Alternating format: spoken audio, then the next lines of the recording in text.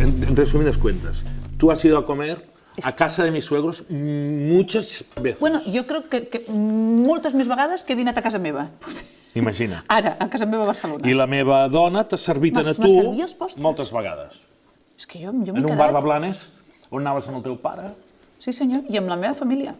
Amb la meva família era una tradició dominical en el que cada diumenge havíem d'anar a dinar a l'Esquinita T'Espero. I a l'Esquinita T'Espero dinàvem tota la família, cada diumenge. I jo a vegades volia sortir abans. El meu pare no em deixava. I estava allà i fixa't, la teva dona m'estava servint el postre. Que estaven boníssims, eh? Jo recordo el pop i els postres. És el principi d'una entrevista especial. Absolutament especial.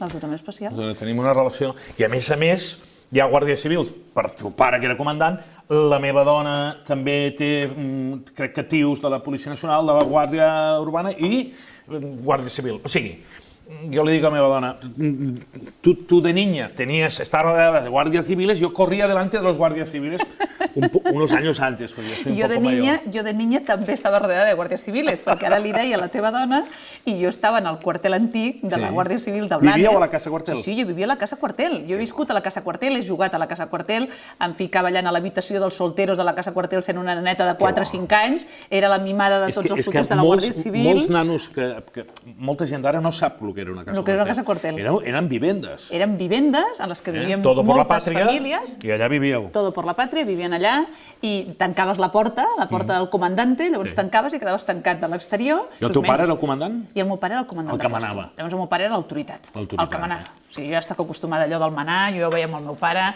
Jo encara recordo quan el saludaven, que jo era petita, que m'anava al col·legi, al col·legi de les monges, amb el meu berenar i el meu esmorzar, la meva xocolatina, i jo pensava, i el meu pare a vegades em portava de la mà, per què cada vegada el saludaven, no? Què passa? I un dia li vaig preguntar, i llavors el meu pare em va dir, no, és que és el saludo del respeto i tal, que respeten l'oficial i que respeten el... val. I ara, quan a vegades veig a la resta de guàrdies civils i a la resta que ara m'ho fan com a càrrec, me'n recordo d'aquells records de la infantesa, de quan jo li preguntava una pregunta per mi molt senzilla, que era aquesta al meu pare. I el teu pare és viu? No, el meu pare va morir fa 15 anys. Fa 15 anys, eh? Tu et vas separar, no? Sí, jo em vaig divorciar. Però el comandant ja era viu o ja havia mort?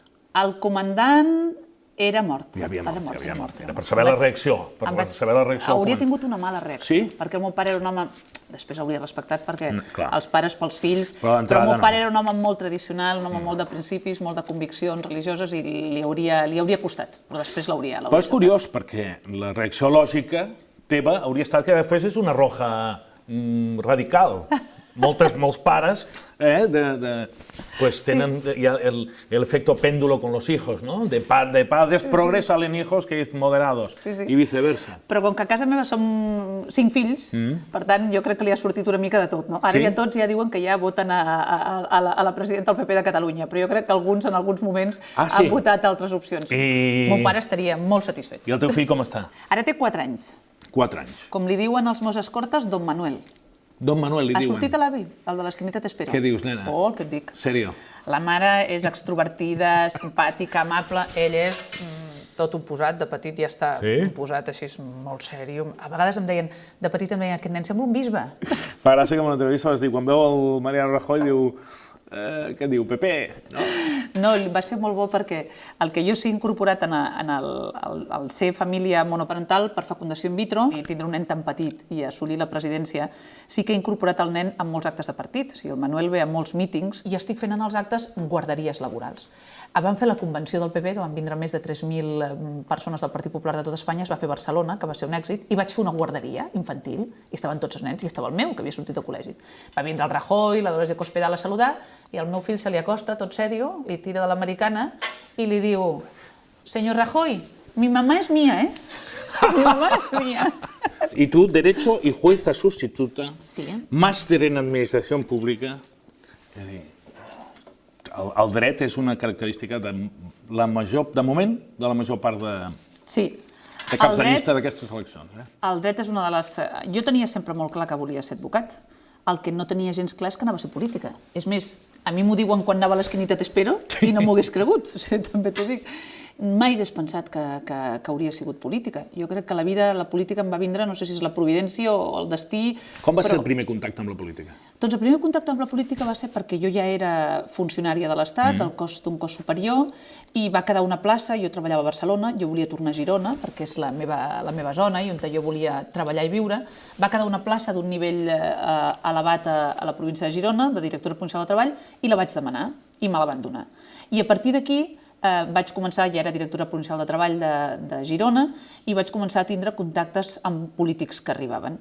I un dels polítics que va arribar va ser el ministre Javier Arenas i el secretari d'Estat Manuel Pimentel, i em van conèixer com a directora provincial de treball i després em van oferir una subdirecció general a Madrid. I a partir d'aquí jo vaig seguir treballant a l'administració, però de directora general, després me'n vaig anar a Washington. Com a funcionària, diguem. Com a funcionària. Jo no era ni del PP. O sigui, no era ni del PP, evidentment votava el PP i la meva ideologia era de centre-dret, el meu pare havia sigut del partit de Suárez i després de l'Aliança Popular i era el que jo més o menys sempre havia considerat i sentir-me, però jo no pensava que em dedicaria a la política activa. I va ser casualitat. Un dia em van dir, escolta, pots vindre a fer una campanya electoral perquè no tenim candidat i és molt difícil que surti el diputat a Girona. Vaig venir als Estats Units, així t'ho van dir. Va sortir i em vaig quedar. Que bo. I des de llavors fins avui. Com et tracta la gent? És a dir, parlem de la gent que tu saps que considera que el PP és demonitza el PP a Catalunya. Tens reaccions airades de la gent al carrer? Algú ha fet algun comentari desagradable?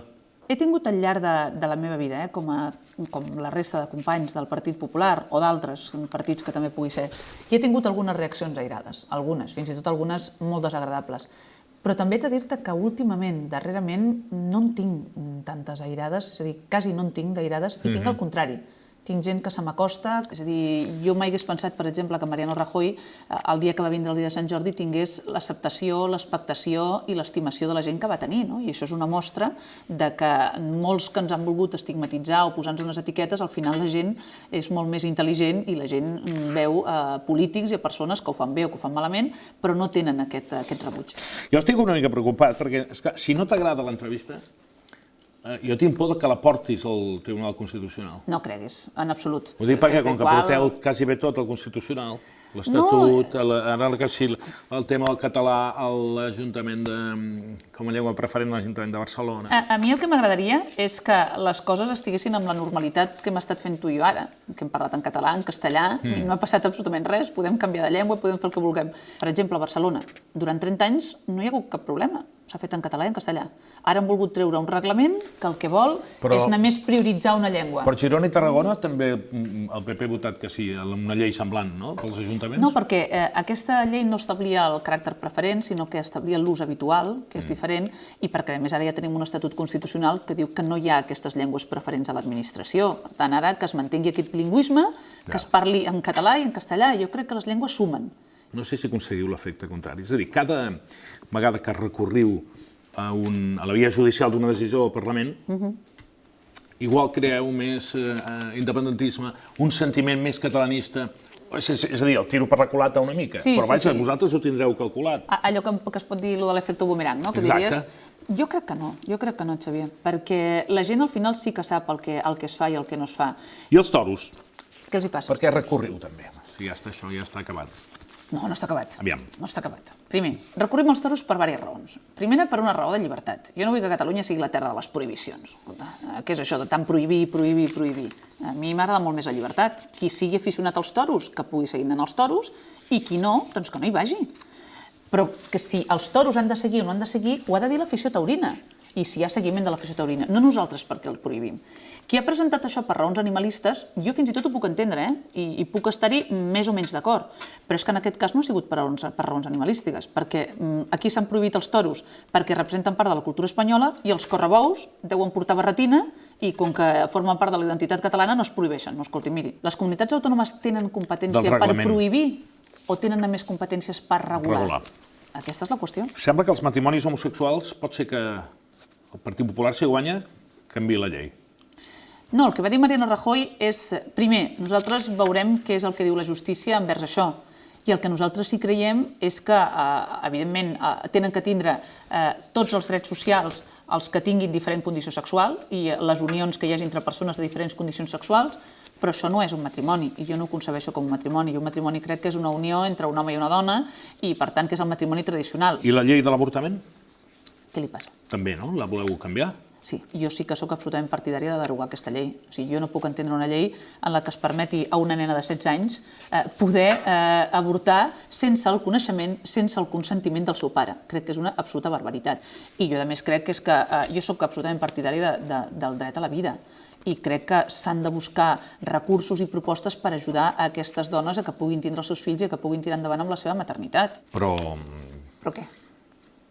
Però és un embolic, home, saps perfectament que és un embolic. Tots estem en contra de l'avortament. No hi ha ningú a favor. Però hi ha els embarassos involuntaris que... Hi ha alguns que creuen... I la píldora del dia després, sí? Jo no... La píldora del dia després, quan es faci amb l'ús facultatiu i quan de veritat sigui necessari. És que aquí ara alguns estan utilitzant la píldora del dia després... No, que es pugui comprar a les farmàcies amb tranquil·litat. És que aquí alguns estan utilitzant ara la píldora del dia després com a anticonceptiu. I una cosa no és això. La píldora del dia després té uns efectes per la dona, té uns efectes al seu cos, a la seva salut, i home, el que tampoc es pot generalitzar és que això no passa res i que aquí cada dia es pot fer servir. No, escolti, mira, hi ha uns sistemes preventius, si vostè vol, i no pas una utilització d'una píldora postcoital com és el del dia després. És que, esclar, és que després tu surts de la revista Woman, excites les passions sexuals dels homes i després les noies queden embarassades. Impressionant. Què va. Això són els estilistes que et posen molt bé i que et vesteixen i aquestes coses, però jo crec que, veus, això forma part de la normalitat. Escolta, no estem acostumats a veure polítics i polítiques. Les polítiques, igual que fem de mestresses de casa, igual que portem el nen a l'escola, igual que em troben comprant en un súper el menjar a les 9 de la nit i es queden sorpreses de que una política estigui fent això, doncs si ens demanen també. Però això és... molt sensual. No, en absolut. Em nego a admetre. Ara imagina que els pressupostos generals de l'Estat i la gent a les cases ha de fer economies. Sí. Jo et faig triar alguna cosa. Vinga. Et dono una opció, perquè no arribes a final de mes. No arribo a final de mes. No comprar roba en un any o no anar de vacances? No anar de vacances. Soc absolutament sincera. Sí. Ni un restaurant o ni un cine a l'any? Ni un restaurant, prefereixo veure cinema, m'agrada molt més el cinema. I en cas de necessitat... I puc menjar a casa una mica bé, una miqueta més barat. En cas de necessitat, vendre les teles de casa o cotxe? No tinc cotxe. Llavors, com que no tinc cotxe, no el tinc a vendre. No has tingut mai cotxe? Sí, i tant que l'he tingut, i l'he hagut de vendre, però ara no tinc cotxe. Però també vendria les teles de casa, no passa res. I aviam, tenim molta cosa, és que parles molt. Què em preguntes? A vegades parles com una metralleta, Quan et poses política, jo li dic, no, agafa aire, respira. Ara ja no tant. No, ara no. És que l'haver preparat oposicions, ja no és el malàcia, l'haver preparat oposicions, quan s'ha de dir tota la carrera amb un examen oral, o sigui, jo recordo que anava a preparar les oposicions amb un cronòmetre i havies d'incorporar els temes en aquell cronòmetre. No és que te la sàpigues o no, és que els preparadors t'obligaven a això. Quina és l'última vegada que t'has confessat? L'última vegada que m'he confessat, doncs deu fer uns 3 mesos o així. I et confesses a un capellà? De confiança? No, jo a vegades vaig a esglésies en les que ni em coneixen. Però quins pecats pot fer? Venials, tots venials. Tots són de pensament? Home, d'obra també faig alguna cosa. Ah, sí? I d'omissió, tot faig de... Però no greus, venials. Són venials. El dels mals pensaments, que sigui pecat, no pot ser. Perquè tu no controles els mals pensaments. No els pots controlar, Xavier. Jo estic convençuda que tu segur que controles els teus mals pensaments. Els mals pensaments, jo? Si només en tinc de dolents, jo de pensaments. I lligues molt? Doncs mira, la veritat és que havia lligat sempre molt. Ara la vida que tinc no em permet tindre cap mena de relació personal de cap tipus. Per què? Perquè jo estic tot el dia treballant. O sigui, és molt difícil que jo pugui tindre... Jo no tinc vida personal, no hi ha una vida social, no tinc vida personal. I això és un sacrifici molt gran, perquè jo treballo dissabtes, diumenges, perquè... Sí, t'emportes el nen, t'emportes l'amant als mítings, que estigui allà en un racó i... No, primer... A més, hay muchos chicos del PP de estos que van enclenchinados con golina y tal. Jo tinc un perfil... A mi miro més a l'interior que a l'exterior, Sí? Sí. Amb els homes sempre m'ha passat. I acostumo a agafar homes que no són d'una bellesa, allò al contrari. T'agrada més el Carod Rovira o el Mas? Doncs cap dels dos, la veritat. Però entre el Carod Rovira i el Mas, el Mas. T'agrada més el Carod Rovira... No t'agrada el Carod Rovira. El Mas. Això seria una notícia, I se t'han resistit molt o has tingut èxit? Pocs m'han resistit poc. Se t'han resistit poc? Sí, el meu error no ha estat en que se m'hagin resistit o no. El meu error ha estat a vegades enamorar-me de la persona equivocada.